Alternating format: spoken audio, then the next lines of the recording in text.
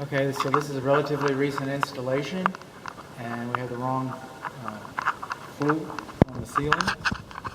And up here, where the flue goes through the ceiling, there should be a thimble, which is a ceiling escutcheon that stops the fire blocking to going through the walls.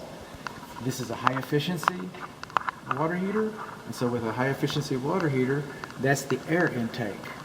And you're supposed to draw your air from the exterior. It's right there in the instructions. So that should have gone out. This gas line come into the water heater. Now, in these instructions, it says 1/2, which is what you have, 1/2 to 3/4. But every one that I see is 3/4. I believe that's what Dallas requires is 3/4. So the gas line is undersized.